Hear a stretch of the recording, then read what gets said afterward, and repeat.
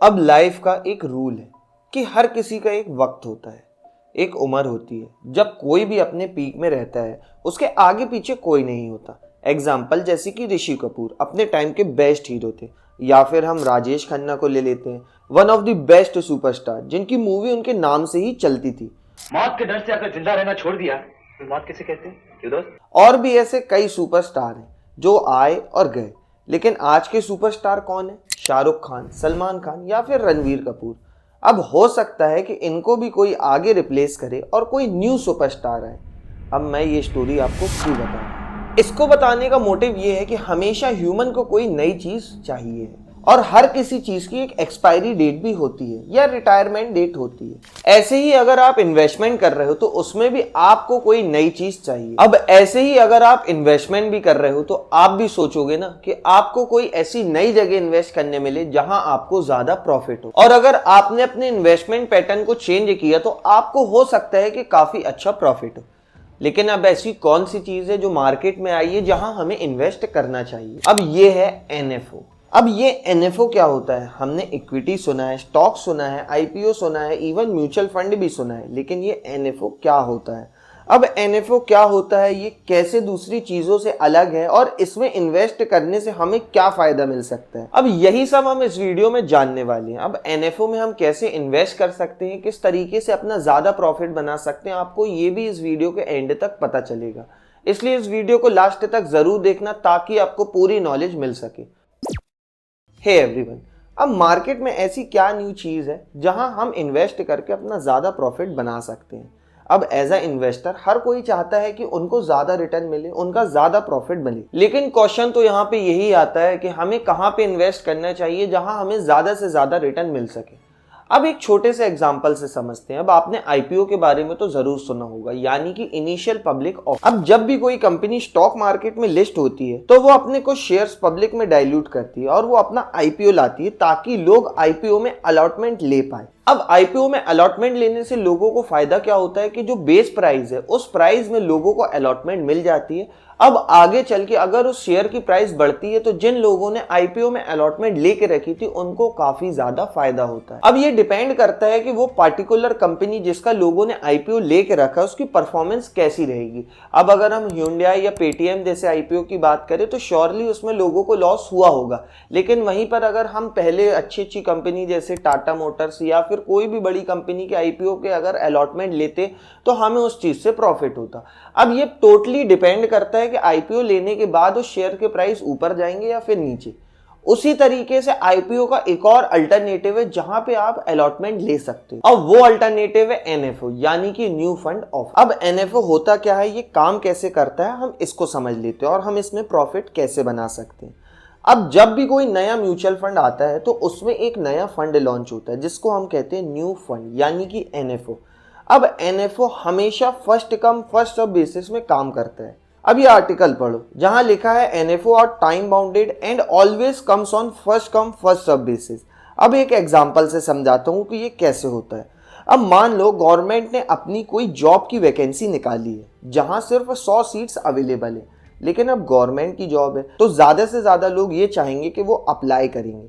जहां सिर्फ 100 seats available है वहीं उन सीट्स को पाने के लिए 1000 लोग अप्लाई करते हैं, लेकिन मिलेगी किसको? 100 काबिल लोगों को, और वो 100 लोगों को जिन्होंने पहले उस जॉब के लिए अप्लाई किया होगा, उन्हीं 100 लोगों को वो सीट अलॉट होगी।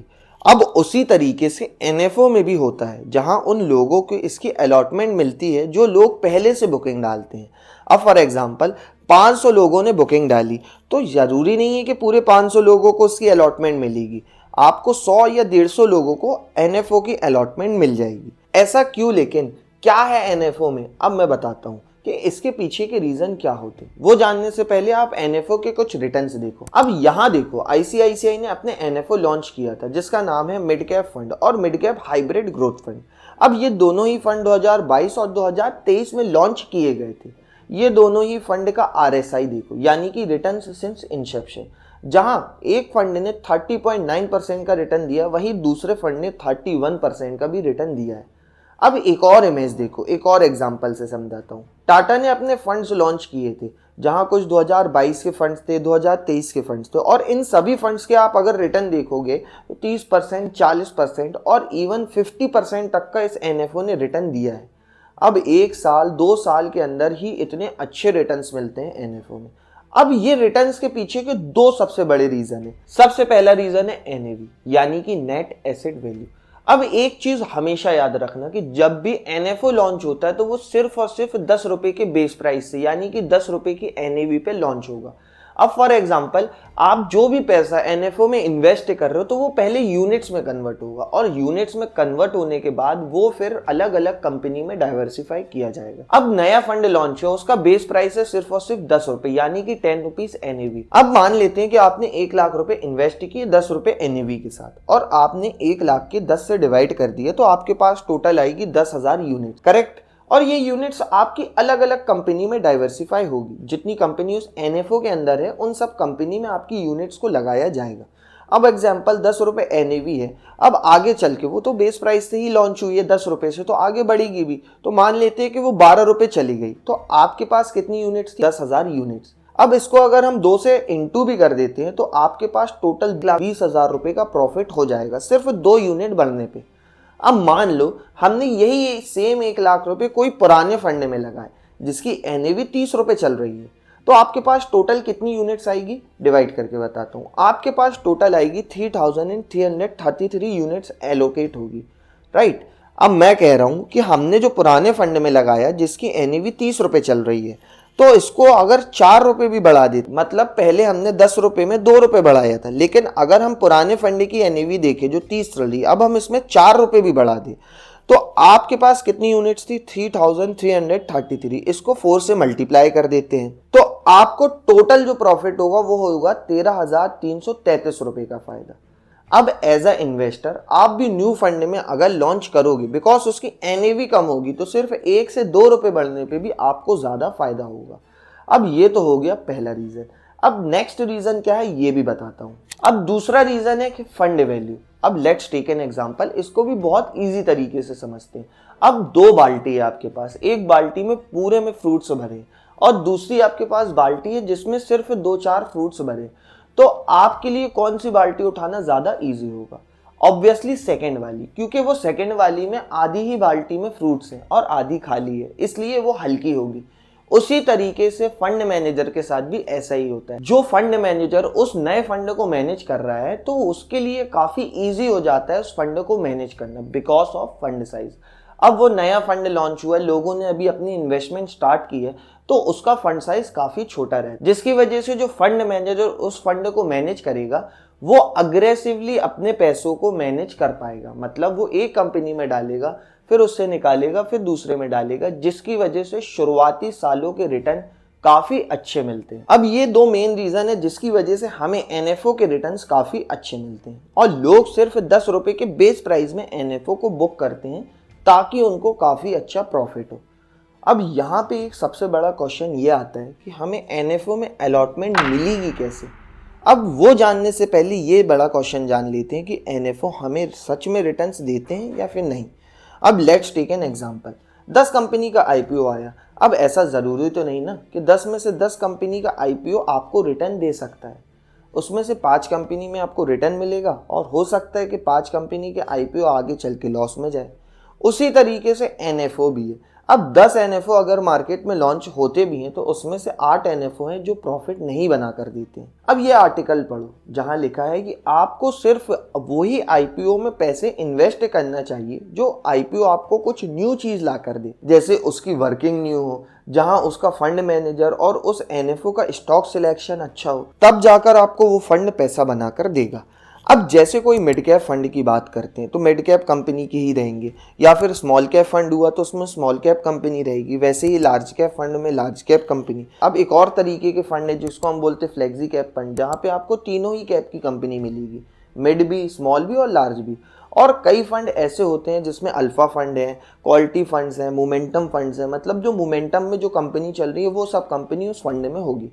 अब न्यू फंड का सिलेक्शन हमेशा इंडेक्स से किया जाता है, मतलब अगर आप जब भी न्यू फंड में पैसा डाल रहे हो तो आपको क्या क्या चीजें देखना चाहिए। सबसे पहला उसके रिटर्न्स। अब उसके रिटर्न्स कैसे देखेंगे, वो तो न्यू फंड है। अब उसके रिटर्न्स हमेशा उसके इंडेक्स से देखना चाहिए। मतलब जब भी कोई नया फंड आता है तो वो मिमिक रहता है कोई भी इंडेक्स फंड का या फिर कोई पर्टिकुलर फंड का।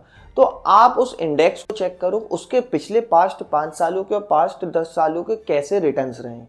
और तो और उस फंड की, जो भी नया फंड लॉन्च हुआ, उसकी वर्किंग कैसी है, मतलब वो मार्केट से कुछ अलग कर रहा है या फिर नहीं।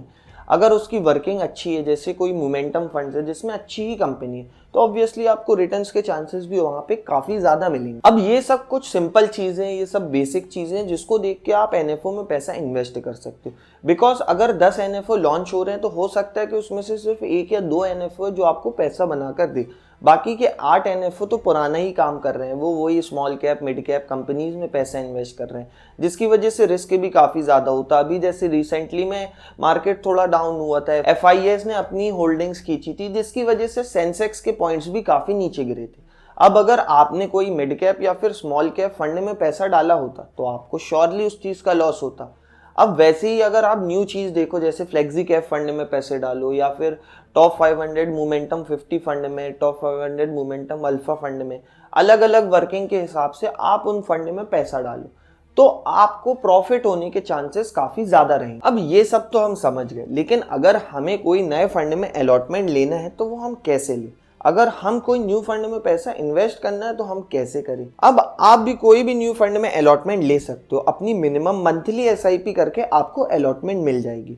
मिनिमम मंथली एसआईपी जैसे 3,000, 4,000, 5,000, जो भी आपको कंफर्टेबल अमाउंट है, उस अमाउंट में आप कोई भी फंड में अलॉटमेंट ले सकते हो और एज अ इन्वेस्टर आपको उस चीज़ का ज़्यादा रिटर्न भी मिलेगा। अब अगर आपको भी अलॉटमेंट चाहिए हो तो मैं आपकी अलॉटमेंट करवा दूंगा, बिकॉज एचडीएफसी कंपनी का एक न्यू फंड फिर से लॉन्च हुआ है जिसका नाम है टॉप 500 मोमेंटम 51, जिसकी वर्किंग है 4,500 कंपनी जो स्टॉक मार्केट में लिस्ट है उसमें से फिल्टर करके 500 जो बेस्ट कंपनी है उसको पिक करते हैं, और उन 500 में से 100 लार्ज कैप कंपनी है, 150 मिड कैप और जो बची हुई 250 है वो स्मॉल कैप कंपनी। मतलब तीनों ही कैप की कंपनी इस एक पर्टिकुलर फंड में अवेलेबल है। और इन 500 में से भी जो 50 मोमेंटम में कंपनी होगी, मतलब पिछले 6 महीने और पिछले 12 महीने का डेटा दिखा के परफॉर्मेंस देखकर जो 50 सबसे बेस्ट कंपनी होगी जो मोमेंटम में चल रही है, जिसकी वर्किंग काफ़ी अच्छी है, वो सब कंपनी में आपके पैसों को इन्वेस्ट करेंगे।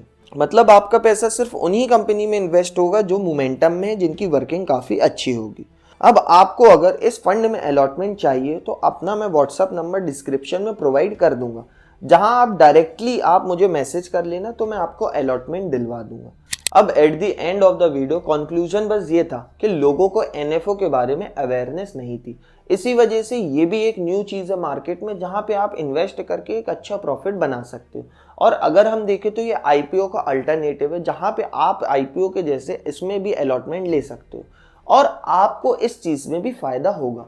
अब अगर वीडियो का एक भी पार्ट अच्छा लगा हो तो इस वीडियो को लाइक ज़रूर करना और इस वीडियो को शेयर भी करना। और इसके अलावा अगर आप भी 18 से 40 साल वाली एज ग्रुप में आते हो और आपको नहीं पता कि आपको इन्वेस्टमेंट कहाँ करना चाहिए, तो स्क्रीन में आ रही ये वाली वीडियो को ज़रूर देखना। और अगर आपको ये जानना है कि डीमार्ट इतना डाउनफॉल में क्यों जा रहा है, तो स्क्रीन में आ रही ये वीडियो को ज़रूर देखना। So that's all in this video. Please drop a like if you find this video helpful and dislike it if there was any mistake. So bye bye and have a great life.